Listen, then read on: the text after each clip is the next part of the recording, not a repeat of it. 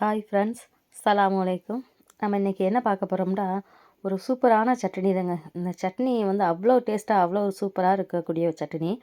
ஒவ்வொரு பெண்ணுக்கும் நம்ம சமையலறைங்கிறது ஒரு பரிசோதனை கூடம்னே சொல்லலாங்க. அங்கே நம்ம செய்கிற ஒவ்வொரு சின்ன சின்ன மாற்றங்கள் நாம் செய்கிற சமையலுக்கு ஒரு புது சுவையை உருவாக்குங்க. அந்த வகையில் தான் இந்த சட்னி இப்போ ரெடி ஆகிட்டுருக்கு. இட்லி, தோசை, சப்பாத்தி அப்படி எல்லாத்துக்குமே ஒரு சிறந்த சைடிஷ்னே சொல்லலாம் இந்த சட்னி. இந்த சட்னி செய்கிறதுக்கு எளிமையாகவும் இருக்கும். அதே சமயத்தில் முற்றிலும் மாறுபட ஒரு புது சுவையை கொடுக்குங்க. இது எப்படின்னு செய்கிறதுன்னு சொல்கிறேன்.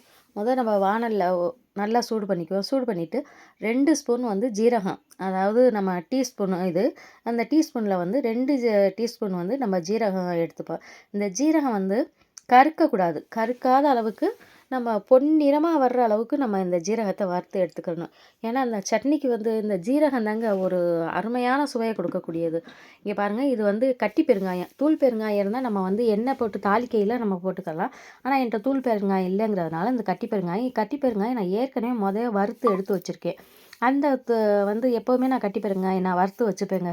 ஏன்னா நம்ம அடிக்கடி பெருங்காயம் வந்து எல்லாத்துலேயும் சேர்ப்போம்ல, அதுக்காக. இங்கே பாருங்கள், இந்த பொன்னிறமாக வந்ததை இதை எடுத்து கடாயிலேருந்து மாற்றிட்டு அதே கடாயை வச்சு நம்ம 2 ஸ்பூன் எண்ணெய் ஊற்றிப்போம். 2 ஸ்பூன் எண்ணெய் ஊற்றிக்கிட்டு இப்போ வந்து இதை வந்து வரமிளகா நம்ம வந்து காரத்துக்கு தகுந்தாப்புல, எனக்கு வந்து நான் போட்டிருக்கிறது 3 மிளகா, எங்களுக்கு காரம் போதும். இது ரொம்ப ஓவர் காரமாக இருக்கும், அதனால நான் 3 மிளகா போட்டிருக்கேன்.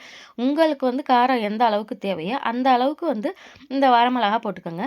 இந்த வரமிளகா போட்டு நல்லா பொரிஞ்சு செவந்து வரையில் நம்ம வந்து நாட்டு பூண்டுங்க, எங்கள் வீட்டில் வந்து நாட்டு பூண்டு தான் நாங்கள் பழகுவோம், மலை பூண்டெல்லாம் இல்லை.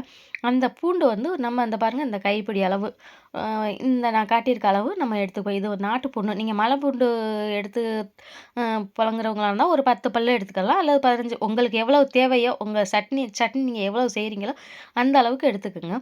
இப்போ இந்த வரமிளகாயை வந்து நம்ம வந்து அப்படியே இதிலே போட்டு வறுத்தோம்னாக்கா, இப்போ வந்து ஏன்னா எண்ணெய் சூடாக இருக்குல்ல ஓவரா, அதனால ரொம்ப கருகி போயிடும். அதனால நம்ம தனியாக எடுத்து வச்சுட்டு இந்த பூண்டை இப்போ வறுத்துப்போம். இந்த பூண்டு நம்ம எண்ணெயில் வதக்கையில் வந்து ரொம்பவும் செவக்க அளவுக்கு வதக்கிடக்கூடாது. இங்கே பாருங்கள், அதோடைய பூண்டு வந்து அப்படியே அந்த எண்ணெயில் வெந்து அந்த நிறம் பாருங்கள், அப்படியே ஒரு பா பால் நிறம் வெள்ளை வெள்ளேன்னு இருக்கும் அந்த பூண்டு. இப்போ வந்து கேமராவுக்கு கொஞ்சம் கலர் டிம்மாக தெரியுது. ஆனால் நம்ம அந்த வெந்துருச்சுங்கிறத அடையாளப்படுத்துறது வந்து அந்த பூண்டு வெள்ளையாக நல்ல பால் நிறத்தில் தெரியும். அந்த மாதிரி இருக்கையில் அந்த பூண்டு வந்து வெந்துருச்சுங்கிறதுக்கு அடையாளம் அதுதான். இப்போ இந்த இடத்துல வந்து 2 வெங்காயம், பெரிய வெங்காயம் நம்ம எடுத்துப்போம். 2 வெங்காயம், பெரிய வெங்காயத்தை எடுத்து அதை அப்படியே சின்ன சின்ன துண்டுகளாக நறுக்கி இதையும் சேர்த்துப்போம் இந்த எண்ணெயில். இதில் வந்து அந்த சேர்த்து நம்ம வந்து இந்த வெங்காயத்தையும் நம்ம வந்து நல்லா செவக்க வறுக்கக்கூடாது. வதக்கையில் வந்து பொன்னிறமாக ஒரு அந்த கண்ணாடி பக்குவத்தை தாண்டி அடுத்து ஒரு பொன்னிறண்டு வரும் பாருங்க, அந்த அளவுக்கு வந்தால் போதும்.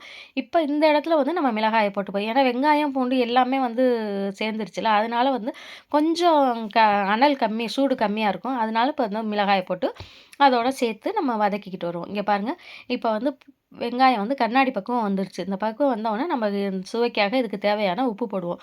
உப்பு இல்லாத பண்ண குப்பை இல்லைம்பாங்க. அதுக்கு தகுந்தாப்புல போட்டுக்கோ. உப்பு கரெக்டாக போட்டுட்டு ஒரு சின்ன அரை நெல்லிக்காய் சைஸில் புளியும் எடுத்துட்டோம். புளி எடுத்துட்டு இப்போ வந்து இங்கே பாருங்கள், நல்லா வதங்கிக்கிட்டு இருக்கு. இப்போ கண்ணாடி பக்குவம் வந்துருச்சு. வந்து இதை இப்போ பாருங்கள், நான் வதங்கி இப்படியே இந்த கோல்டு கலர், ரொம்ப கோல்டன் கலர் வராத அளவுக்கு இங்கே பாருங்கள் வெங்காயம் வதங்கிக்கிட்டு இருக்கு பாருங்கள். இந்த பக்குவம் வந்துட்டால் போதுங்க. ரொம்பவும் நம்ம வதக்கிட்டோம்னா அதில் ஒரு அந்த நம்ம சட்னியுடைய சுவையை மாற்றி கொடுத்துரும். இந்த இடத்துல வந்து 2 கொத்து கருவேப்பிலை, இந்த கருவேப்பிலையும் போட்டுட்டு இப்போ வந்து நம்ம 2 வதக்கிட்டு அனலை அணைச்சிருவோம்.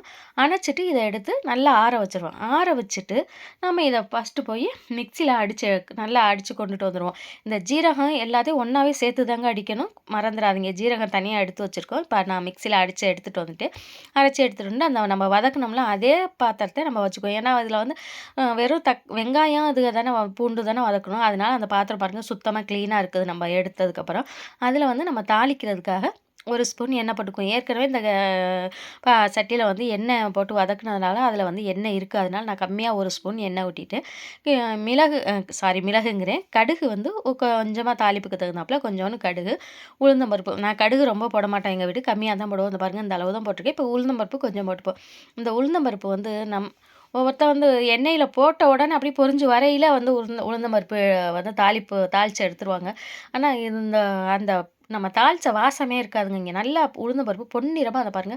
பொன்னிறமா வரையில நம்ம கருவேப்பில போட்டா தான் அந்த தாளிச்ச வாசம் அவ்வளோ ஒரு அந்த உளுந்தம் பருப்புடைய வாசம் அப்படி வரும். இப்போ வந்து அதிலயே வந்து நம்ம அரைச்சு வச்சிருக்கிற இந்த சட்னியும் எடுத்து அதில அப்படியே போட்டு அப்படியே நம்ம சட்னி போடையில வந்து அனல அணைச்சிரணும்.